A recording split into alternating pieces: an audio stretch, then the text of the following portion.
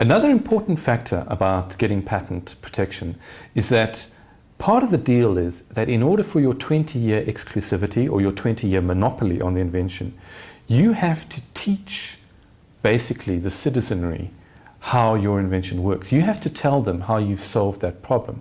So you're not going to get a patent for an abstract solution to a problem. You're not going to get a patent for a pencil adapted to fly to the moon. You have to give a full teaching so that others skilled in the art can pick up your patent document and put it into practice. That's why you've got to have full disclosure, and that's why the definition refers to the inventor agreeing to publish his or her invention so that it teaches others exactly what is required. Patents are limited in time to 20 years. So you only have 20 years by which you bind the population at large, and you have that finite period within which to make it worth your while, to make it work. And that's because after 20 years, the solution must become public domain. The solution must be available for everybody to use. Now, the one thing I touched on earlier, which perhaps is deserving of a little more detail, is the fact that in order to get a patent, you need to have been the first guy in the history of humanity to have thought of it. A patent has to be absolutely novel, all right? Some exceptions apply. Some countries aren't quite as rigid in their application of that rule.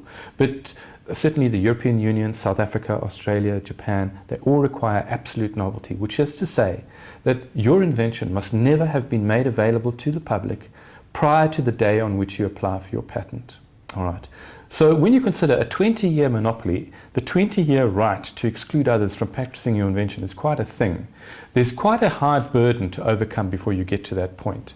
But the fact of absolute novelty also has another aspect to it, in the sense that once your 20 years are over, your patent will have published, and therefore it prevents others from applying to patent the same thing, and it stops you from repatenting the same thing because it's been made available to the public, and therefore it destroys the novelty of the invention. So your invention was novel on the day you filed for it, that's fine. It subsequently publishes, and after that it's public domain and cannot form the subject of a separate patent application.